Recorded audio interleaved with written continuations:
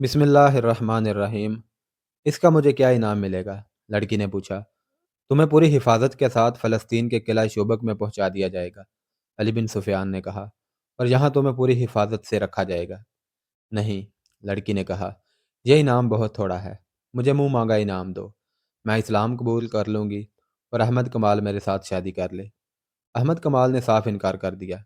अली बिन सुफियान उसे बाहर ले गया। अहमद कमाल ने उसे कहा कि यह बेशक इस्लाम कबूल कर ले, लेकिन मैं इसे फिर भी इस्लाम का दुश्मन ही समझूंगा। अली बिन सुफियान ने उसे कहा, मुल्क और कौम की सलामती के लिए तुम्हें यह कुर्बानी देनी होगी। अहमद कमाल मान गया।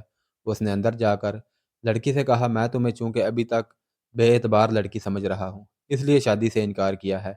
अगर तुम साबित कर दो कि तुम्हारे दिल में मेरे मजहब के लिए कुर्बानी का जज्बा है, तो मैं तमाम उम्र तुम्हारा गुलाम रहूंगा। लड़की ने अली बिन सुफियान से कहा, कहो मुझे क्या करना है, मैं भी देख लूंगी कि मुसलमान अपने वादे के कितने पक्के होते हैं। मेरी एक शर्त यह भी है कि अहमद कमाल मेरे साथ रहेगा। अली बिन सुफियान ने उसकी ये शर्त भी मान ली और अपने एक अहलकार को बुलाकर अहमद कमाल और लड़की के लिए रिहाइश के इंतज़ाम का हुक्म दे दिया। उसने दरवाज़ा बंद कर लिया और लड़की को अहमद कमाल की मौजूदगी में बताने लगा कि उसे क्या करना है। तीसरे दिन अली बिन सुफियान के भेजे हुए आदमी हबशियों की उस मुकद्दस जगह पहुंच गए जहां से लड़कियां भागी थीं और जहां रजब हबशियों का कैदी था। ये 6 आदमी थे और सब ऊँटों पर सवार थे।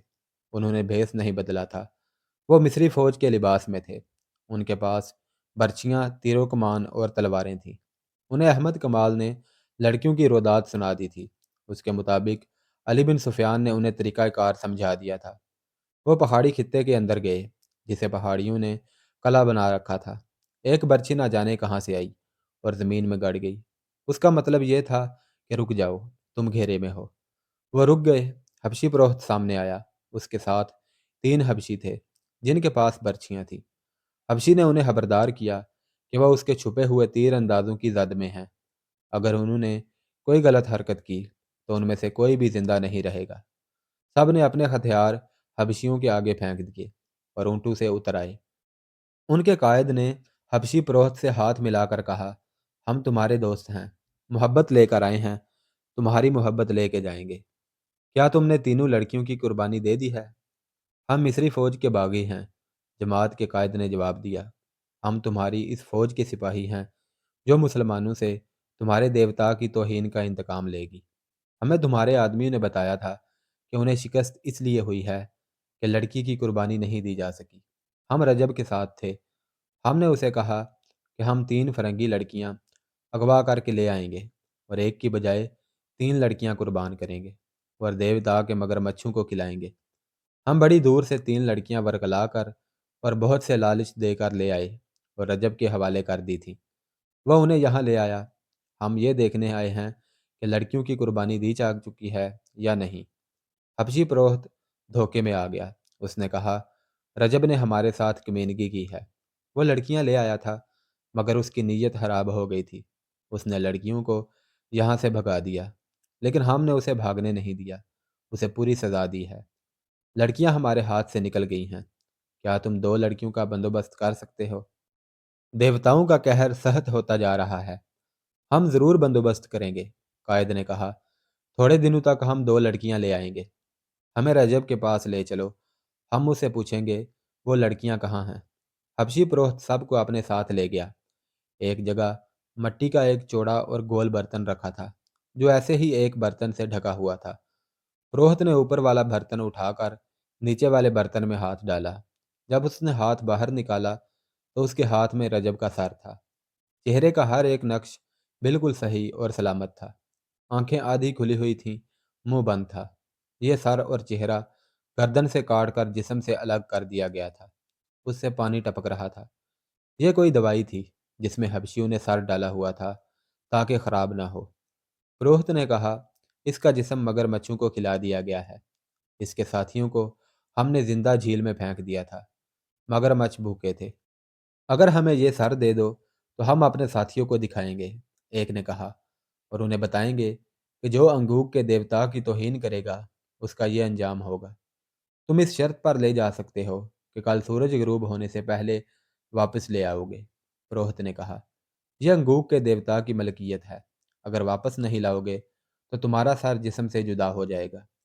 تیسرے روز رجب کا سر سلطان صلاح الدین ایوبی کے قدموں میں پڑا تھا، اور سلطان ایوبی گہری سوچ میں کھویا ہوا تھا۔ اسی رات کا واقعہ ہے۔ احمد کمال اور لڑکی اس مکان کے برآمدے میں سوئے ہوئے تھے جو انہیں رہائش کے لیے دیا گیا تھا۔ اس مکان میں رہتے ہوئے انہیں 6 روز گزر گئے تھے۔ اس دوران لڑکی احمد کمال سے کہتی رہی تھی کہ وہ فوراً مسلمان ہونے کو تیار ہے اور احمد کمال اس کے ساتھ شادی کر لے، لیکن احمد کمال ایک ہی جواب دیتا تھا: پہلے فرض پورا کریں گے۔ لڑکی نے 2-3 بار اس خدشے کا اظہار بھی کیا تھا کہ اس کے ساتھ دھوکہ ہوگا۔ احمد کمال اسے ابھی ایک ہاتھ دور ہی رکھنے کی کوشش کر رہا تھا۔ اس دوران لڑکی کے دل سے دہشت اتر گئی تھی اور اب وہ ہوش مندی سے سوچنے کے قابل ہو گئی تھی۔ اس رات وہ اور احمد کمال برآمدے میں سوئے ہوئے تھے۔ باہر ایک سپاہی پہرے پر کھڑا تھا۔ آدھی رات سے کچھ دیر پہلے پہرہ دار مکان کے ارد گرد گھومنے کے لیے آہستہ آہستہ چلا تو کسی نے پیچھے سے اس کی گردن بازو میں جکڑ لی۔ فوراً بعد اس کے منہ پر کپڑا باندھ دیا گیا۔ ہاتھ اور پاؤں بھی رسیوں میں جکڑے گئے۔ وہ 4 آدمی تھے۔ مکان کا دروازہ اندر سے بند تھا۔ ایک آدمی دیوار سے پیٹھ لگا کر کھڑا ہو گیا، دوسرا اس کے کندھوں پر چڑھ کر دیوار پھلانگ گیا۔ اندر سے اس نے دروازہ کھول دیا۔ باقی 3 آدمی بھی اندر چلے گئے۔ ایک جو سب سے زیادہ قوی ہیکل تھا، اس نے لڑکی کے منہ پر کپڑا باندھ دیا۔ لڑکی کے جاگنے تک اس نے لڑکی کو دبوچ لیا اور اٹھا کر کندھے پر ڈال دیا۔ 3 آدمیوں نے احمد کمال کو رسیوں سے جکڑ کر اور منہ پر کپڑا باندھ کر پلنگ پر ہی پڑا رہنے دیا۔ اسے مزاحمت کی مہلت ہی نہ ملی۔ باہر جا کر انہوں نے لڑکی پر کمبل ڈال دیا تاکہ کوئی دیکھ لے تو اسے پتہ نہ چل سکے کہ اس آدمی کے کندھوں پر لڑکی ہے۔ شہر سے 4 میل دور فرعونوں کے وقتوں کی ایک وسیع و عریض اور بھول بھلیوں جیسی عمارت کے کھنڈر تھے۔ ان کے متعلق لوگ بہت سی ڈراؤنی باتیں کیا کرتے تھے کہ عمارت کے اندر ایک بلند چٹان ہے۔ اس چٹان کو کاٹ کر بہت سے کمرے اور ان کمروں کے نیچے بھی کمرے بنے ہوئے تھے۔ ان کے اندر وہی جا کر واپس آ سکتا تھا جو ان سے واقف تھا۔ بہت مدت سے کسی نے ان کھنڈروں کے اندر جانے کی جرت نہیں کی تھی۔ مشہور ہو گیا تھا کہ اندر جنوں بھوتوں کا بسیرا ہے۔ اندر سانپوں کا بسیرا تو ضرور ہی تھا۔ سانپوں کے ڈر سے کوئی اس کھنڈر کے قریب سے بھی نہیں گزرتا تھا۔ بڑی خوفناک کہانیاں سنائی جاتی تھی۔ اس کے باوجود یہ 4 آدمی جو لڑکی کو اغوا کر کے لے گئے تھے ان کھنڈروں میں داخل ہو گئے، اور داخل بھی اس طرح ہوئے جیسے یہی ان کا گھر ہے۔ وہ غار نما کمروں، گردشوں اور اندھیری گلیوں میں سے بغیر رکے گزرتے گئے۔ آگے مشعلوں کی روشنی تھی۔ ان کے قدموں کی آہٹوں سے چمگادڑ اڑتے اور پھڑ پھڑاتے تھے۔ چھپکلیاں اور رینگنے والی کئی چیزیں ادھر ادھر بھاگتی پھر رہی تھی۔ اندر مکڑیوں کے جالے اور کائی بھی تھی۔ وہ چٹان میں بنے ہوئے ایک کمرے میں داخل ہو گئے۔ وہاں ایک آدمی مشعل لیے کھڑا تھا جو ان کے آگے آگے چل پڑا۔ آگے سیڑھیاں تھیں جو نیچے اترتی تھیں۔ وہ سب نیچے اتر گئے اور ایک طرف مڑ کر ایک وسیع کمرے میں داخل ہو گئے۔ وہاں فرش پر بستر بچھا تھا، اس کے ساتھ بڑی خوشنما دری تھی۔ کمرہ سجا ہوا تھا۔ لڑکی کو بستر پر ڈال کر اس کے منہ سے کپڑا کھول دیا گیا۔ لڑکی غصے سے بولی: میرے ساتھ یہ سلوک کیوں کیا گیا ہے؟ میں مر جاؤں گی، کسی کو اپنے قریب نہیں آنے دوں گی۔ اگر تمہیں وہاں سے اٹھوا نہ لیا جاتا تو کل صبح تک تمہیں جلاد کے حوالے کر دیا جاتا۔ ایک آدمی نے کہا: میرا نام فیض الفاطمی ہے، تمہیں میرے پاس آنا تھا۔ باقی 2 کہاں ہیں؟ تم اکیلی کیسے پکڑی گئی ہو؟ رجب کہاں ہے؟ لڑکی مطمئن ہو گئی اور بولی: میں خدا کا شکر بجا لاتی ہوں جس نے مجھے بڑی بڑی خوفناک مصیبتوں سے بچا لیا۔ میں منزل پر پہنچ گئی ہوں۔ اس نے فیض الفاطمی کو رجب، حبشیوں، آندھی، 2 لڑکیوں کی موت اور احمد کمال کے ہتھے چڑھ جانے کی ساری روداد سنا دی۔ فیض الفاطمی نے اسے تسلی دی اور ان 4 آدمیوں کو جو لڑکی کو اٹھا لائے تھے سونے کے 6 ٹکڑے دیے اور کہا: تم اب اپنی اپنی جگہ سنبھال لو، میں تھوڑی دیر بعد چلا جاؤں گا۔ لڑکی 3-4 روز یہی رہے گی۔ میں رات کو آیا کروں گا۔ باہر جب اس کی تلاش ختم ہو جائے گی تو میں اسے لے جاؤں گا۔ 4 آدمی چلے گئے اور کھنڈر کے چاروں طرف ایسی جگہوں پر بیٹھ گئے جہاں سے باہر نظر رکھی جا سکتی تھی۔ فیض الفاطمی کے ساتھ ایک ہی آدمی اندر رہ گیا جو مصری فوج کا کماندار تھا۔ اندر فیض الفاطمی اپنی کامیابی پر بہت خوش تھا اور 2 لڑکیوں کی موت کا اسے غم بھی تھا اسے رجب کے انجام کا کوئی بھی علم نہیں تھا۔ اس نے کہا، رجب کو وہاں سے نکالنا ضروری ہے۔ اس نے علی بن سفیان اور صلاح الدین ایوبی کے قتل کا کچھ انتظام کیا تھا، جس کا مجھے علم نہیں کہ کیا تھا۔ اس نے غالباً فدائیوں سے معاملہ طے کیا ہے۔ یہ دونوں قتل اب بہت ضروری ہو گئے ہیں۔ اب ہمیں کوئی نیا منصوبہ بنانا ہے۔ میں دوسرے ساتھیوں سے بات کر کے تمہیں کل بتاؤں گا۔ ابھی آرام کرو، مجھے واپس جانا ہے۔ صلاح الدین ایوبی کو آپ پر اعتماد ہے؟ لڑکی نے پوچھا۔ اتنا زیادہ کہ اپنی ذاتی باتوں میں بھی مجھ سے مشورہ لیتا ہے، فیض الفاطمی نے جواب دیا۔ مجھے پتہ چلا ہے کہ اعلیٰ حکام میں صلاح الدین ایوبی کے وفاداروں کی تعداد بہت زیادہ ہے، لڑکی نے کہا، اور فوج بھی اس کی وفادار ہے۔ یہ صحیح ہے، کماندار جو وہاں موجود تھا بولا۔ اس کا چراغ رسانی کا محکمہ بہت ہوشیار ہے۔ جہاں کوئی سر اٹھاتا ہے اس کی نشاندہی ہو جاتی ہے۔ اعلیٰ حکام میں دو اور ہیں جو صلاح الدین ایوبی کے خلاف کام کر رہے ہیں۔ ان کے نام آپ کو محترم فیض الفاطمی بتا سکیں گے۔ فیض الفاطمی نے دونوں نام بتا دیے اور مسکرا کر لڑکی سے کہا، تمہیں اعلیٰ سطح پر ہی کام کرنا ہے۔ صرف دو حکام کے درمیان چپکلش پیدا کرنی ہے اور دو کو زہر دینا ہے، جو تم آسانی سے دے سکو گی۔ مگر اب مشکل یہ پیدا ہو گئی ہے کہ تمہیں کسی محفل میں نہیں لے جا سکیں گے۔ تم پردہ نشین مسلمان لڑکی کے بھیس میں کام کرو گی، ورنہ پکڑی جاؤ گی۔ ہو سکتا ہے میں تمہیں واپس فلسطین بھیج دوں اور کسی اور لڑکی کو بلا لوں جسے یہاں کوئی پہچان نہ سکے۔ میرا گروہ بہت ذہین اور سرگرم ہے۔ یہ سالاروں سے نیچے کمانداروں کی سطح کا گروہ ہے۔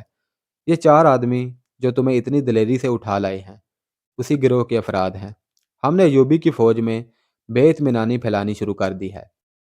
قوم اور فوج کو ایک دوسرے سے متنفر کرنا ضروری ہے۔ اس وقت صورتحال یہ ہے کہ شامی اور ترک فوجی مصری عوام میں اپنے اچھے سلوک، کردار اور لڑنے کے جذبے کی بدولت بہت مقبول ہیں اور عزت کی نگاہ سے دیکھے جاتے ہیں۔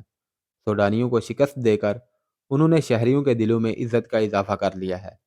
ہمیں فوج کی اس عزت کو مجروح کرنا ہے، سالاروں اور دیگر فوجی حکام کو رسوا کرنا ہے۔ اس کے بغیر ہم صلیبیوں اور سوڈانیوں کی کوئی مدد نہیں کر سکتے۔ باہر کا حملہ ناکام رہے گا، فوج اسے کامیاب نہیں ہونے دے گی، قوم فوج کا ساتھ دے گی۔ اگر اس وقت ایک طرف صلیبی اور دوسری طرف سے سوڈانی حملہ کر دیں تو قوم اور فوج مل کر قاہرہ کو ایسا قلعہ بنا دے گی جسے فتح کرنا ناممکن ہوگا۔ قاہرہ کو فتح کرنے کے لیے ہمیں زمین ہموار کرنی ہوگی، لوگوں کے ذہنوں میں وہم اور وسوسے اور نوجوانوں کے کردار میں جنس پرستی اور آوارگی پیدا کرنی ہوگی۔ مجھے بتایا گیا تھا کہ یہ کام 2 سال سے ہو رہا ہے، لڑکی نے کہا۔ خاصی کامیابی بھی ہوئی ہے، فیض الفاطمی نے کہا۔ بدکاری میں اضافہ ہو گیا ہے، مگر صلاح الدین ایوبی نے ایک تو نئے مدرسے کھول دیے ہیں، دوسرے مسجدوں میں خطبے سے خلیفہ کا نام نکال کر کوئی اور ہی رنگ پیدا کر دیا ہے، اور لڑکوں کو عسکری تعلیم دینی شروع کر دی ہے۔ بات یہیں تک پہنچی تھی کہ ان چار آدمیوں میں سے ایک آیا اور فیض الفاطمی سے کہا، ابھی باہر نہ جانا، کچھ گڑبڑ ہے۔ فیض الفاطمی گھبرایا، اس آدمی کے ساتھ باہر چلا گیا۔ ایک اونچی جگہ چھپ کر دیکھا، آدھی رات کے پورے چاند نے باہر کے ماحول کو روشن کر رکھا تھا۔ اس نے کہا، تم لوگوں نے بے احتیاطی کی ہے، یہ تو فوجی معلوم ہوتے ہیں، گھوڑے بھی ہیں۔ تم چاروں طرف سے دیکھو، میں کہیں سے نکل جاؤں۔ میں دیکھ چکا ہوں، اس آدمی نے جواب دیا۔ یوں نظر آتا ہے جیسے ہم مکمل گھیرے میں ہیں۔ آپ وہیں چلے جائیں، مشعلیں بجھا دیں، وہاں سے نکلنے کی غلطی نہ کریں، وہاں تک کوئی نہیں پہنچ سکے گا۔ فیض الفاطمی کھنڈرو میں غائب ہو گیا اور یہ آدمی جو پہرا دے رہا تھا بلند جگہ سے اتر کر اندر کو جانے کی بجائے دیواروں کے ساتھ ساتھ چھپتا باہر نکل گیا۔ باہر کا یہ عالم تھا کہ 50 کے قریب پیادہ فوجی تھے اور 20-25 گھوڑوں پر سوار تھے۔ انہوں نے سارے کھنڈر کو گھیرے میں لے لیا تھا۔ یہ پہرا دار ان تک پہنچ گیا اور ایک فوجی سے پوچھا، علی بن سفیان کہاں ہیں؟ اسے بتایا گیا تو وہ دوڑتا ہوا گیا۔ اس دستے کی کمان علی بن سفیان خود کر رہا تھا، اس کے ساتھ احمد کمال تھا۔ پہرا دار نے انہیں کہا، اندر کوئی ایسا خطرہ نہیں، آپ کے ساتھ 2 آدمی بھی کافی ہیں، میرے ساتھ آئیں۔ یہ پہرا دار ان 4 آدمیوں میں سے تھا جنہوں نے لڑکی کو اغوا کیا تھا۔ علی بن سفیان نے 2 مشعلیں روشن کرائیں، احمد کمال اور 4 عسکریوں کو ساتھ لیا، 2 کے ہاتھوں میں مشعلیں دیں، سب نے تلواریں نکال لیں اور اس آدمی کے ساتھ کھنڈر میں داخل ہو گئے۔ انہوں نے دیکھا کہ کوئی آدمی کسی طرف سے آیا اور دوڑتا ہوا اندر کی طرف چلا گیا۔ علی بن سفیان کے رہنما نے کہا، یہ ان کا آدمی ہے، وہ اندر والوں کو خبردار کرنے چلا گیا ہے، آپ تیز چلیں۔ وہ سب دوڑ پڑے۔ اگر یہ لوگ رہنما کے بغیر ہوتے تو ان بھول بھلائیوں میں بھٹک جاتے یا ڈر کر وہاں سے بھاگ آتے۔ رہنما کے ساتھ وہ بڑی اچھی رفتار سے جا رہے تھے۔ کسی طرف سے ایک اور آدمی دوڑتا آیا۔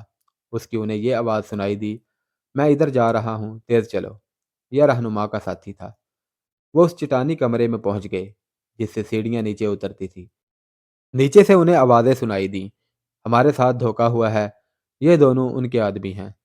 پھر تلواریں ٹکرانے کی آوازیں سنائی دیں اور یہ بھی آواز آئی، اسے بھی ختم کر دو، یہ گواہی نہ دے سکے۔ علی بن سفیان اور احمد کمال مشعل برداروں کے پیچھے دوڑتے پھلانگتے نیچے اترے۔ اس کمرے میں پہنچے تو وہاں خون بہہ رہا تھا۔ لڑکی پیٹ پر دونوں ہاتھ رکھے ہوئے بیٹھی ہوئی تھی۔ فیض الفاطمی کے ساتھ جو کماندار تھا وہ اور ایک اور آدمی فیض الفاطمی اور ایک پہرے دار سے لڑ رہے تھے۔ علی بن سفیان نے فیض الفاطمی کو للکارا۔ فیض الفاطمی نے جب اپنے خلاف بہت سی تلواریں دیکھی تو اس نے تلوار پھینک دی۔ احمد کمال نے دوڑ کر لڑکی کو سنبھالا، اس کا پیٹ چاک ہو چکا تھا۔ احمد کمال نے فرش پر بچھے ہوئے بستر سے چادر اٹھا کر لڑکی کے پیٹ پر کس کر باندھ دی اور علی بن سفیان سے کہا، مجھے اجازت ہو تو اسے باہر لے جاؤں۔ علی بن سفیان نے اسے اجازت دے دی۔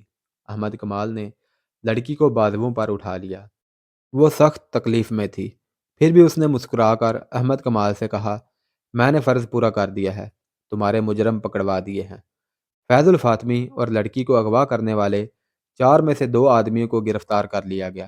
باقی 2 آدمی اور ایک کماندار جو فیض الفاطمی کے ساتھ تھے علی بن سفیان کے آدمی تھے۔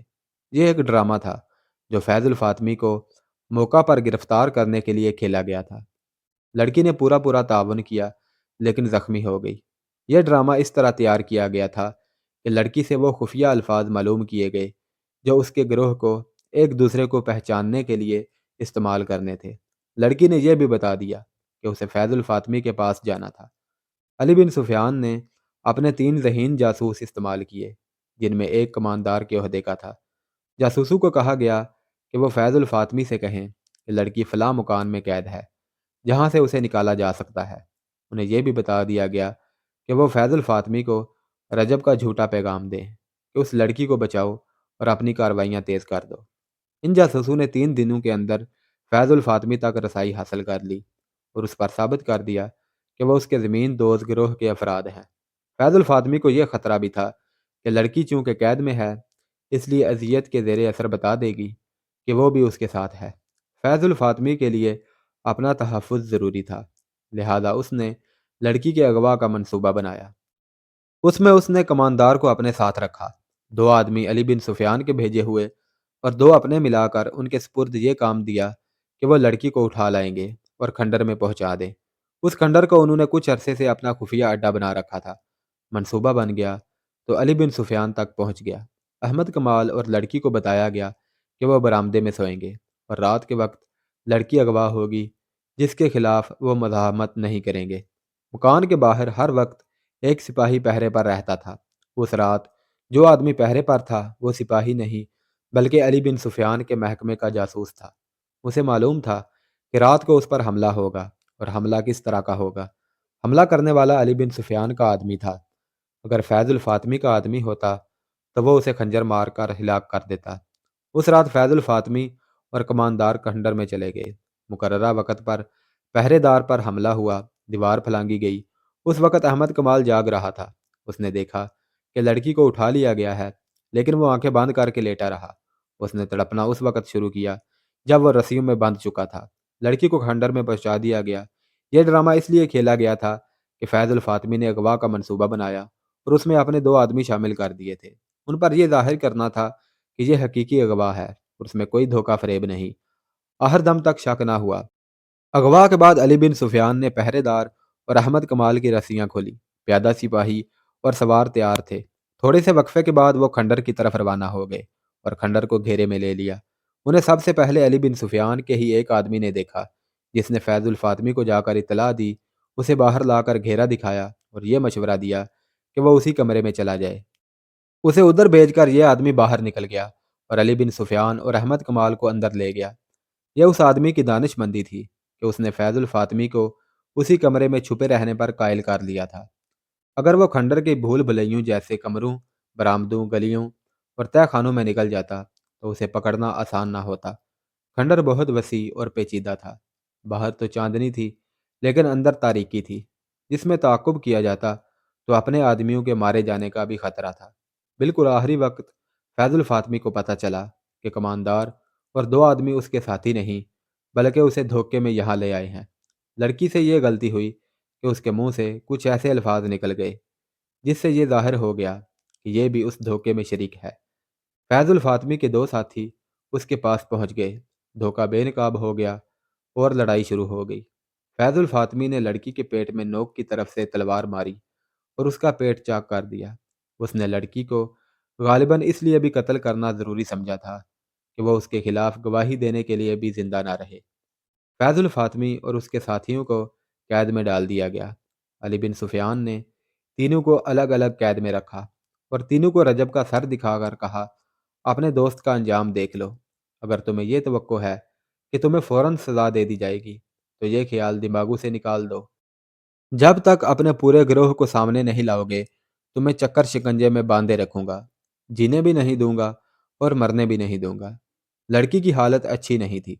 तबीबों और जराहों ने उसे बचाने की पूरी कोशिश कर डाली, मगर कटी हुई अंतड़ियों का कोई इलाज ना हो सका। वो फिर भी मुतमईन थी, जैसे उसे पेट के मोहलिक जख्म की परवाह ही नहीं थी। उसका एक ही मुतालबा था कि अहमद कमाल को मेरे पास बैठा रहने दो। सुल्तान अयूबी भी उसकी इयादत के लिए आया। अहमद कमाल अमीर मिस्र और अपनी फ़ौज के सालारे आला को देखकर ताज़ीम के लिए उठा तो लड़की ने उसे हाथ से पकड़कर अपने पास बिठा लिया। अहमद कमाल सुल्तान अयूबी की मौजूदगी में बैठ नहीं सकता था। सुल्तान ने उसे लड़की के पास बैठने की इजाज़त दे दी। सुल्तान अयूबी ने लड़की के सर पर हाथ फेरा और शफकत से सेहतयाबी की दुआ दी। तीसरी रात अहमद कमाल लड़की के सराहाने बैठा हुआ था। लड़की ने अनोखे से लहजे में पूछा, अहमद, तुमने मेरे साथ शादी कर ली है ना? मैंने अपना वादा पूरा किया। तुमने अपना वादा पूरा कर दिया है। खुदा ने मेरे गुनाह बख्श दिए हैं। उसकी ज़बान लड़खड़ाने लगी। उसने अहमद कमाल का हाथ अपने दोनों हाथों में मजबूती से पकड़ लिया, मगर गिरफ्त फौरन ढीली पड़ गई। अहमद कमाल ने कलमा शरीफ पढ़ा और लड़की को खुदा के सुपुर्द कर दिया। दूसरे दिन सुल्तान अयूबी के हुक्म के मुताबिक लड़की को मुसलमानों के कब्रिस्तान में दफन कर दिया गया। फैजुल फातमी ने और उसके साथियों ने सिर्फ 2 दिन अजियतें सही और अपने गिरोह की निशानदही कर दी। उन लोगों को भी पकड़ लिया गया। मराकशी वाक़या निगार असदुल असदी ने सुल्तान अयूबी के वक़्त के एक कातब के हवाले से लिखा है कि सुल्तान अयूबी ने जब फैजुल फातमी की सज़ाए मौत पर दस्तखत किए तो सुल्तान ज़ारो की तार रोने लगे थे, क्योंकि सुल्तान अयूबी को फैजुल फातमी पर इतना यकीन था कि उन्हें यकीन नहीं आ रहा था कि फैजुल फातमी उन्हें धोखा देगा और वो सलीबियों का कारिंदा है।